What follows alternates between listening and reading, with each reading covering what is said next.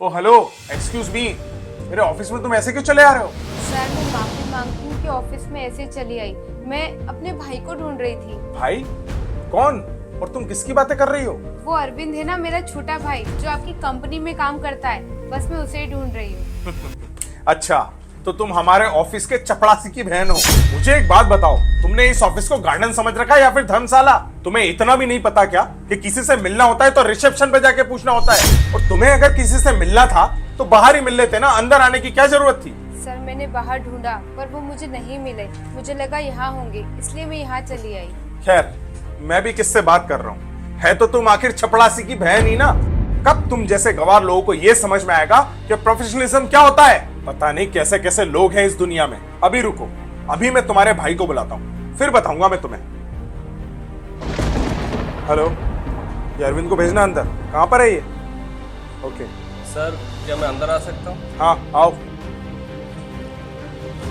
अरविंद, एक बात बताओ, तुमने तुम्हारी बहन को थोड़ी भी तमीज नहीं सिखाई क्या? अरे तुम 10वीं पास थे तो तुम्हारी बहन को 12वीं पास तो करा देते, ताकि उसे ये समझ में आता कि ऑफिस में ऐसे अंदर नहीं आया जाता। कल से अगर हमारे ऑफिस में चोरी हुई ना तो पूरा शक तुम्हारी बहन के ऊपर जाएगा। लावारिस जैसी घूम रही है इस ऑफिस में, और उस चीज के पैसे तुम्हें देने पड़ेंगे, समझे? सॉरी सर, मुझे माफ कर दो। मैं बिना पूछे आपकी कैबिन में आ गई, पर आगे से ऐसा कभी नहीं होगा। हाँ, आगे से होना भी नहीं चाहिए, क्योंकि अगर कुछ गलती हुई ना तो उसका मुआवजा तुम्हारे भाई को भुगतना पड़ेगा। और नेक्स्ट टाइम अगर इस ऑफिस में आओ ना तो मेरे केबिन में आने की जरूरत नहीं है, बाहर ही मिल लेना इससे। और अरविंद, तुम्हारी बहन को तमीज सिखा दो, समझे? माफ कर दो साहब, आगे से कभी ऐसा नहीं होगा। निकलो अब। भाई ये आपका सामान। दीदी मैं बाहर ही ले लूंगा। सर, ये आपके लिए मिठाई। मिठाई? पर ये किस खुशी में? सर, वो मेरा दीदी ने आज आईएएस की एग्जाम पास कर ली। आईएएस की एग्जाम? किसने? हाँ सर, बहुत ही जल्दी मेरी दीदी आईएएस ऑफिसर बन जाएगी। IAS officer? यूपीएससी क्लियर कर ली तुम्हारी बहन ने?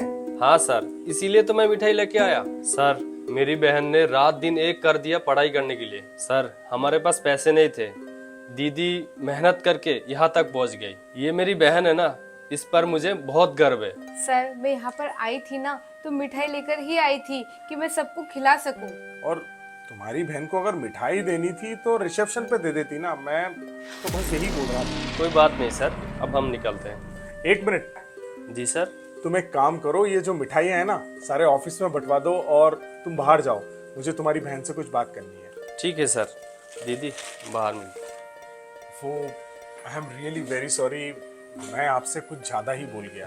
कोई बात नहीं सर, क्योंकि आपको ये नहीं पता था ना कि मैं एक आईएएस ऑफिसर बनने वाली हूँ। आपने तो मुझे लाचार, गरीब, एक चपरासी की बहन समझ लिया था। एक्चुअली आप मुझे सॉरी नहीं बोल रहे, मेरे ओहदे को सॉरी बोल रहे हैं। जब तक मैं एक चपरासी की बहन थी तब तक आपने सिर्फ मुझे बेइज्जत किया और आपने मुझे चोर बोला, गवार तक समझ लिया।